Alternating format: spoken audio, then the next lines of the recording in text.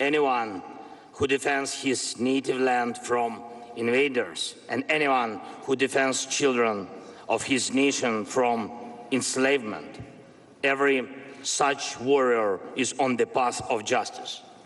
And I'm proud to represent such warriors and the entire Ukrainian people. Ukrainians has never chosen the war. Our troops didn't go to other lands. We do not engage in annexations and plunder of other nations' resources, but we will never submit to any foreigners or colonizers. That's why we fight, and I'm sure all your nations will understand this, our main emotion, and I'm also sure all your nations will understand the main call I want to leave here in Jeddah, a noble call to all of you to help protect our people, including Ukrainian Muslim community. With me here, Ukrainian Muslim community. With me here is the Honorable Mustafa Dzhemilev, the leader of the Crimean Tatar people, one of the indigenous peoples of Ukraine, whose home is Crimea, the center of Muslim culture in Ukraine. For centuries, the Crimean Tatar have been and should remain an integral and strong part of the Muslim community of the world. But Crimea was the first to suffer from the Russian occupation. And until now, most of those who are subjected to repression in the occupied Crimea are Muslims. We already have a positive experience with Saudi Arabia regarding the release of our people captured by Russia. We can expand this experience, and even if there are people here at the summit who have a different view on the war on our land, calling it a conflict, I'm sure that we can all be united in saving people from the cages of Russian prisons. Unfortunately, there are some in the world and here among you who turn a blind eye to those cages and illegal annexations. And I'm here so that everyone can take an honest look, no matter how hard the Russians try to influence. There must still be independence. And I want to thank Saudi Arabia. I want to thank the majority of you for supporting firm international positions and the UN Charter. Dear participants, your people have already seen that Ukrainians are people of peace, of real peace. In 2021, we made a priority. Ukraine opens to your people and the people of Saudi Arabia and United Arab Emirates, Oman, Bahrain, Kuwait got to know Ukraine. And I'm happy that your tourists were able to see the splendor of spring in our capital, in Kyiv, and the majesty of the Carpathian Mountains. I believe that one day your people will come back also to see our Crimea, Ukrainian Crimea, free from Russian occupation and humiliation.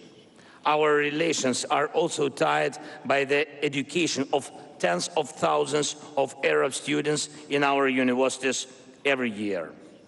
And it really is an honor for us that children from Morocco, Egypt, Jordan, Iraq, Lebanon, Algeria, Libya, and Tunisia went to Ukraine for education. With you, we fulfilled one of the most honorable tasks in the world, food security. Ukraine traditionally supplies your countries with wheat and other agricultural products. We were glad to welcome the investments of the Arab nations, as well as the investments of Qatar in the port infrastructure. First, the pandemic, and then a more terrible virus, the rabies of aggression, hit these and our other normal relationships. And I'm more than sure that none of you will agree to surrender a third of your country to the invaders. And I'm more than sure none of you would watch without a fight how foreigners steal the children of your people. Hundreds of thousands of our children are deported to Russia, separated from their relatives. And there in Russia, they are trying to teach our children to hate their natives. And I am more than sure that none of you would admit the military occupation of a nuclear plant to use it to blackmail the world with nuke disaster. Look at how much suffering the long-term wars have brought to Libya, Syria, Yemen, how many lives have been wasted by years of fighting in Sudan and Somalia, in Iraq and Afghanistan. Everyone who adds to suffering by his new aggressions, everyone who sows enmity, everyone who wants to bring back the old days of invading empires that didn't count with the will of independent nations. Every aggressor goes against the world and will be cursed by the people. And I greet everyone who is ready to join us on the path of justice. Ukraine proposed the peace formula to end the war. You can see how it works on the example of food security, one of the points of our formula.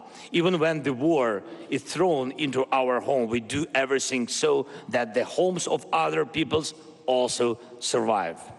We managed to launch the Black Sea Grain Initiative and partially lift the Russian naval blockade of our ports. This stabilized food markets and helped many, including the nations of the Arab League. The implementation of another point of our peace formula will also help many, the return home of all captives and deportees. Each of the honorable delegations was given a document in your language with 10 points of the peace formula. Please, you can choose the point to help that you consider appropriate, and I will be grateful to each of you who will choose exactly the direction of rescuing people held in Russian captivity. So I invite all of you who respect peace to join the implementation of the peace formula and thus to reduce enmity and wars, suffering and evil. Russia is weak. We beat it even when it has more weapons in their hands. Its aggressiveness doesn't come from strength, but from the understanding that the time of empires has passed. That's because the time of free independent nations will never end, and Ukraine proves it. I wish you peace. I invite you to cooperate directly with our country without any intermediaries, and may our and your strengths act in a coordinated manner for the peace and good of people of all nations. And please listen to the Crimean Tatar people, listen to the Muslims of Ukraine. May the Almighty protect our soldiers. Slava Ukraini.